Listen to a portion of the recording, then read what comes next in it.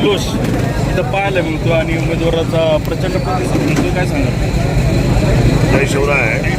राजुरी हे जिल्हा परिषद गटातलं अतिशय महत्त्वाचं आणि जबाबदार गाव आहे. या गावामध्ये स्मिताताई पंकज कणसे यांना शिवसेनेची जिल्हा परिषदची उमेदवारी आणि ह्या राजुरी पंचायत समिती गणामध्ये आले पठार विभागाचे सन्माननीय आमचे मित्र शांताराम भाऊ दाते यांची उमेदवारी आणि त्याचप्रमाणे वरतून असलेल्या बेल्ला गणातून सन्माननीय राजू शेठ पिंगट यांना जे उपसरपंच मिळाले त्यांना जी मिळाली उमेदवारी शिवसेना. अतिशय चांगले तिन्ही उमेदवार चांगले आहेत, जनमानसांमधले आहेत आणि त्यामुळे आज हा जो तुम्हाला जो एवढा मोठा उत्साह दिसतो त्याचं कारणच एवढं आहे की जनतेतली माणसं जनतेचा सपोर्ट दिल्यानंतर जनतेमधला जो वेगळा आनंद पाहायला आपल्याला मिळतो त्याचं हे उदाहरण आहे आणि त्यामुळे इथला मतदारसंघ आज विजयी घोषित झालेला आहे.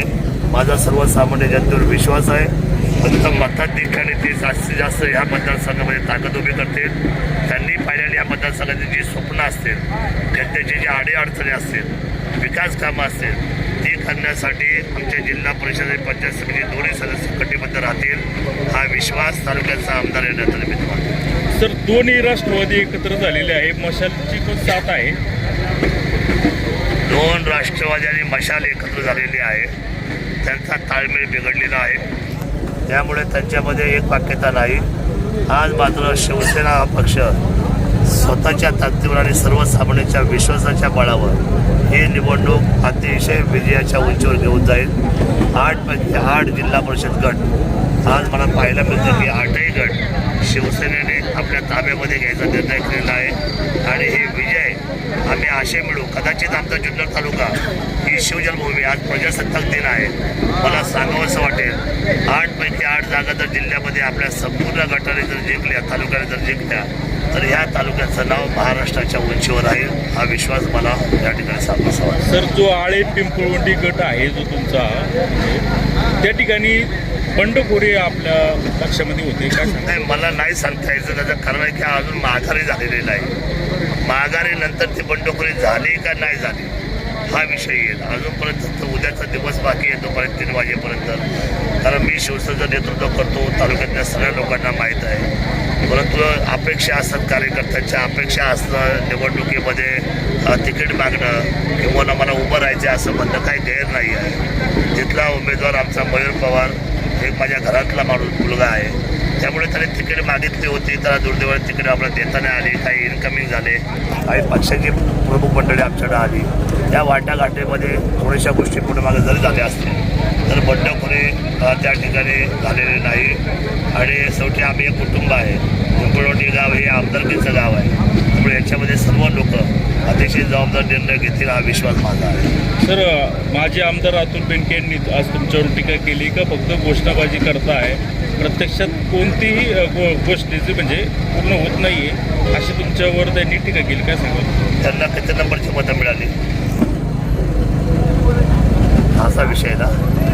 ते किती नंबरला आहेत? विद्यमान आमदार जर या निवडणुकीत 3 नंबरला जावे आणि त्यांनी माझ्यावर टीका करावी केवढी मोठी असते तेव्हा आम्ही इन्कमिंग केलं आहे लोकांच्या जोरावर, विश्वासाच्या जोरावर. आम्ही कधीही कुठली घोषणा करत नाही आणि जी घोषणा करतो ती पूर्ण करतो. हा शरण सोडण्याचा शब्द आहे, जनतेला विश्वास आहे. या अशा पोकळ गोष्टी ते करतात ना, त्यामुळे त्या अडचणीमध्ये येतात. माझा त्यांना सल्ला आहे, 12 महिने 365 दिवस 5 वर्ष तालुक्यातच थांबा, लोकांसमोर या. सकाळच्या दशक्या, अडचणी, अपघात, रस्ते, त्यावरचे खड्डे, लोकांची शिक्षणं, त्यांच्या असलेले ॲडमिशन्स, त्यांच्या सुखदुःखामध्ये तुम्ही राहता खरं पहिल्यांदा. आणि हे सगळ्या कामामध्ये तुम्ही राहिल्यानंतर तुमच्या लक्षात येईल त्या तालुक्यामध्ये आपण काय सांगायचं, काय बोलायचं. असे गायब होतात ते मिस्टर इंडिया माझे आमदार मिस्टर इंडिया ते आता गायब झाले काय डायरेक्ट परत पुढच्या निवडणुकीला झाले याला. ते त्यांचा स्वभाव झालेला आहे. बरं, मोठ्यासारखे लोक आहेत, ते मोठी माणसं आहेत, म्हणजे त्यांच्या मोठ्यापणापुढे आम्ही कुठंच नाही. त्यामुळे ते काय बोलतील, त्यांच्या बोलण्याचा किती अर्थ समजून लोक घेतील हे माझ्यासाठी फार म्हणजे मोठा विषय आहे. कारण का काहीही बोलतात, कोणतीही गोष्ट बोलतात, कशीही बोलतात, जे बरोबर वाटेल ते बोलतात. त्यांचं बोलणं 99% खोटं असतं हे मी अनुभवलेलं आहे. त्यामुळे त्यांच्या बोलण्याची काही ग्रॅव्हिटी समाजामध्ये राहिली असं मला वाटतं. सातत्याने ते छत्रपती शिवरायाचा पुतळा असेल किंवा तुम्ही इन्शुरन्स काढणार होते किंवा नासा सायंटिस्टचं स्कूल चालू करणार होते त्यावर टीका होते. मला नाही वाटत कोण टीका बेनकेची टीका कोण करणार हो? विरोधक ना. विरोधकाला झोप आहे का? जे मी करतो ते त्यांना जमलंय का? शिवाजी महाराजांचा पुतळा उभा राहील त्याची डेडलाईन मी दिलेली आहे तोपर्यंत होईल ना. म्हणजे मी काम सांगायचं त्याच्या झोपा उडायच्या का बरं असं होतं? जरा संयम थोडं दमतं काढलं ते नाही. इन्शुरन्सचं काम आम्ही पूर्ण केलंच ना. इन्शुरन्स घेतले ते भरले त्यांची नावाची यादी आम्ही आमचा पासआउट झालेली. आता अडचण काय राहील? दुसरी गोष्ट म्हणजे की याच्या तुम्ही विषय काढला की सायंटिस्ट शिक्षण सगळं होणारच आहे ना. कोण नाही म्हटलं हे कशाला बेघरांना घर देणार तुम्ही विसरलं का? तो ते पण त्याला आठवण करून द्या जरा. हे सुद्धा मी बोललेलं आहे की ह्या तालुक्यातले जेवढे बेघर असतील त्यांना स्वतःच्या खिशातल्या पैशाने घरं बांधून द्यायचा निर्णय शरद सोनवणेने केला. त्यांना विसर पडून देऊ नका. माझ्या वाक्याचे वारंवार त्याला सांगा हे शरदांना काढणार आहे म्हणून. बिलकुल विसर पडून देऊ नका. त्यांना झोपून देऊ नका. त्यांना जागा ठेवा. बिबट्याचे कपडे घालून कुठं बिबट्याचा प्रश्न सुटतो का? अहो हे घातलं तर खरे मी बिबट्याचे कपडे घालायला हिंमत लागते पण त्याच्याशिवाय चर्चा झाली का अख्ख्या भारतात? अहो हे करावं लागतं. मग हा प्रश्न कसा वेधणार? आमच्या मेलेले 55 लोकांचे जे मृत्यूदेह आहेत त्याच्या विधवा झालेल्या घरातल्या काही महिला आहेत. वडिलांचं छत्र हरवलं आईचं छत्र हरवलं. काय उत्तर आहे त्या 55 कुटुंबासाठी? मग एकनाथ शिंदे साहेबांना खाली कोणी घेऊन आलो का बरं? अजितदादा पवार पालकमंत्री का नाही आले घेऊन? ते माझा साधा प्रश्न आहे. या जिल्ह्याचे पालकमंत्री कोण? अजितदादा आले. त्याला विचारायला बघा तुम्ही काय तर होते. मी बिबट्याचा ड्रेस घातला ना. मी एकनाथ शिंदेंना पण आणलं. त्या कुटुंबांना मदती पण मी केल्या जाऊन. म्हणजे जो करतोय तो मूर्ख आहे.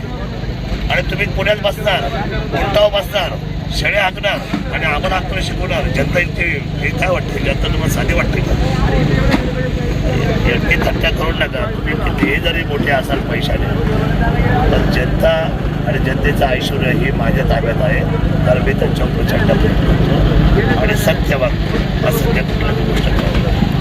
तुम्ही आता 8 ज्या जागा लढवत आहे त्यापैकी बहुतांश आमच्याच राष्ट्रवादीच्या घेऊन तुम्ही लढत आहेत असा आरोप करतायत बेनके.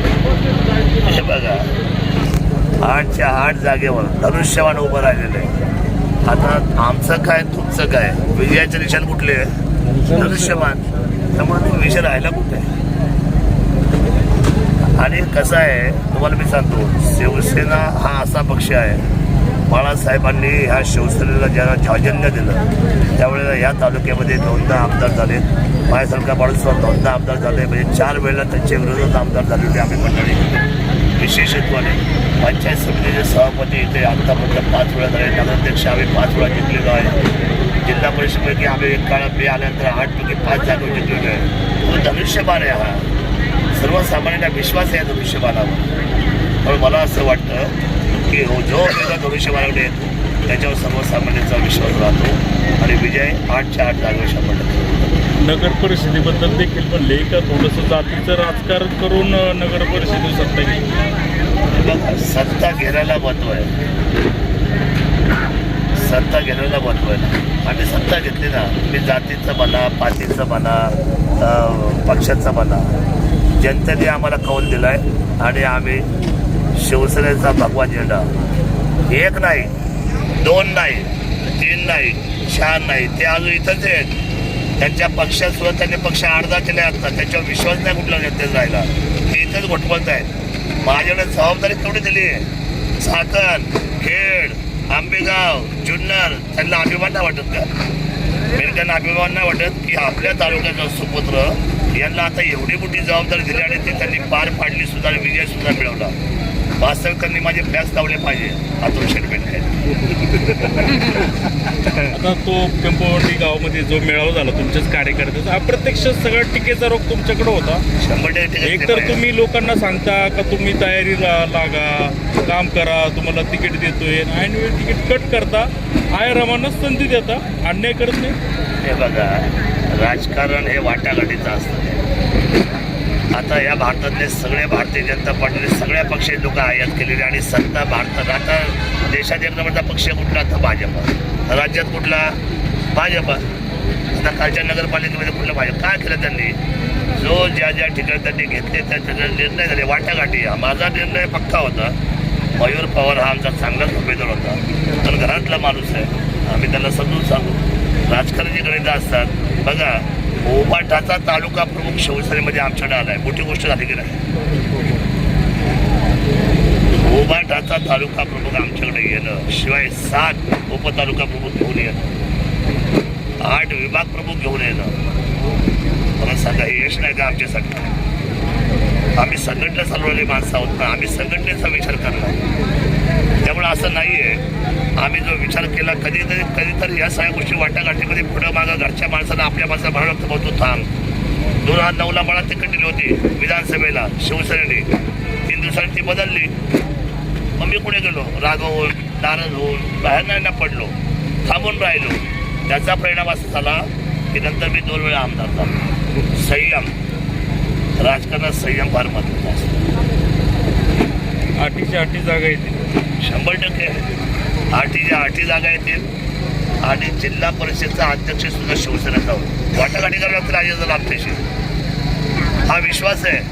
आत्तापर्यंत त्यांनी सत्ता चालवल्या, 65% निधी त्यांनी तिकडे घेतला इंदापूर बारामतीला, 35% आम्हाला दिला.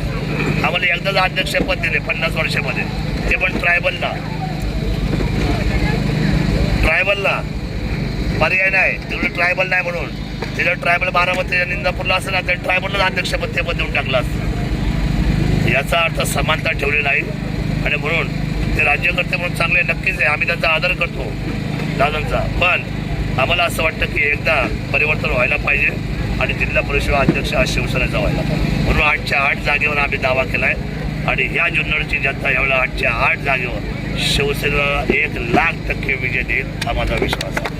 कोणता उमेदवार सर्वात जास्त तालुक्यात मतं गेली काय वाटतं? 8च्या 8 स्पर्धा चालू आहे, थोड्या मताचा फरक आहे सगळ्यांमध्ये. समजा पहिला उमेदवार 7,000 मताच्या लीड आला तर दुसरा 6.5 येईल, तिसरा 6 येईल, तर 5.5 येईल. 500, 400, 500 मताचा फरक राहील, पण प्रचंड मतात देखील अख्खा तालुका आता उभा राहिला आहे आणि त्यांनी ठरवलंय की शिवसेनेला यावेळेला मतदान करायचं. पण सर्वात हायेस्ट मतं घेणारा कोण वाटतं तुम्हाला? सगळेच आहेत त्याच्यामध्ये, काही एक नाही. त्याची क्रमवारी मला 7 तारखेला कळेल, 7 तारखेला कळेल ना की 1 नंबरचा ठोकला. पण हे 7ही एकावर चढ एक आहे. तुम्ही प्रत्येक मतदारसंघात जाऊ द्या, तुम्ही भाऊ पाटीलच्या मतदारसंघात जा, तुम्ही संतोष चव्हाणच्या मतदारसंघामध्ये जा, तुम्ही डिंगोरच्या आमच्या मतदारसंघामध्ये गारे सरांचं काय वातावरण तुम्ही चेक करा, आमच्या अक्षदा पानसरीचं काय परिस्थिती आहे बघा. सगळे मतदारसंघ एकावर चढ एक आहे, 100% विजय होणार. मयूर पवारांचं बंड थंड होईल हे उद्या 3 वाजेपर्यंत तुम्हालाही कळेल आणि मलाही कळेल. मी वाट पाहतोय यासाठी. प्रयत्न करत असाल ना तुम्ही? प्रयत्न का नाही करणार, उमेदवार आहे आपला, कार्यकर्ता आहे माझा घरातला जवळचा. प्रेमाने की कसं? नाही, मी प्रेमच वाटतो साहेब, मी त्यांचा प्रेमच माझ्याजवळ आहे. दादागिरी हा शब्द मला लागू होत नाही, फक्त माझं नाव दादा आहे, काम प्रेमाच आहे. बाकीच्यांना कसं समजावणं? संतोष घोटणे खूपच लीड करत आहेत. ही लोकशाही ना, माझ्या पक्षात ही स्वतंत्र लोकशाही आहे. आमच्याकडे दादागिरी नाही, हे तो बसरे आहे तुला बघतो असं नाही चालत आमच्याकडे. आम्ही त्यांना सांगतो की बाबा परिस्थिती आपली समजून घेतली पाहिजे आणि संयमाने वागलं पाहिजे, हे प्रेमाचं चालतं. म्हणून प्रत्येकाला अधिकार आहे ना स्वतंत्रपणे बोलायचं. बरं, आता सगळे हे आयात वगैरे घेऊन तुम्ही एक मोठं घर केलंय, व्यवस्थित घर चालेल भविष्यात? काय मोठं घर केलंय आता जाऊन अहो तर सुरुवात झाली आताशी. अजून तर कुठपर्यंत जायचंय मला. असं वाटतंय की आता भविष्यामध्ये जर कधी ताकद मिळाली साहेबाजूने तर त्या पुणे जिल्ह्याच्या पालकमंत्री पदावर जुन्नरला बसायला काही हरकत आहे का? काय अडचण आहे का आपल्याला? आम्ही दुसरे झाकी आहे, पुरा खेळ बाकी आहे. आणि आम्हाला असं वाटतं आम्ही छत्रपती शिवरायांचे वारसदार, आम्ही दिल्ली काबीज करायची स्वप्न पाळणारी मंडळी. आम्ही काय घाबरतो का, थांबतो का? आम्ही ते झालोय एक एक एक एक एक एक पण अभिमान आहे तुम्ही वर जावा, परंतु वर म्हणजे कुठे पालकमंत्री व्हा, मंत्री व्हा, परंतु सगळे भावी आमदार तुम्ही घेतलेले. काय बघा, आमदारकी काय सोपी नाही साहेब. तुम्ही कितीही तुम्ही फार पिटकून सांगा लोकांना आमदार व्हा, आमदार व्हायला काही सोपं नाही. आमदारकीची काय परिस्थिती आहे, त्याला आमदार व्हायचं त्याला मग हे का बरं पुण्याला जाऊन राहतात? त्यांना माहिती आहे आमदारकी ह्या माणसाने एवढी स्वच्छ करून ठेवली का पाटे 5-5 वाजेपर्यंत फिरत असतो आणि सकाळी काकड्याला सुद्धा मी जातो 3 वाजता आंघोळ करून. किती वाजता? 3:30ला. काकडा करणं सोपं आहे का? आमदारांचं आणि VIP सगळं ब्रॅकेट मी तोडून टाकलेलं आहे. त्यामुळे आमदार होणं काही सोपं नाही बाबांनो, सगळ्यांना बरोबर घेऊन जावं लागतं. थँक्यू.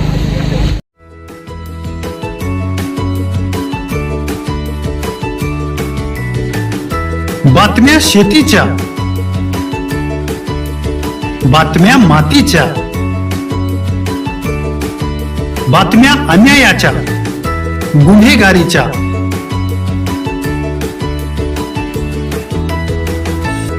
राजकारणाच्या आणि समाजकारणाच्या, शोषणाविरुद्ध बुलंद आवाज, जनसामान्यांच्या हुंकाराची गाज, सत्कार्याला प्रोत्साहन, दुष्कृत्याला अनुशासन, निर्भीड, निस्पृह, सडेतोड, बेधडक आणि रोखटोक म्हणजेच विघ्नहर टाइम्स. शोध बातमीचा, ध्यास सत्याचा. आपलं चॅनल, आपली बातमी. सबस्क्राईब तर कराच, पण बेल आयकॉनवर क्लिक करायलाही विसरू नका.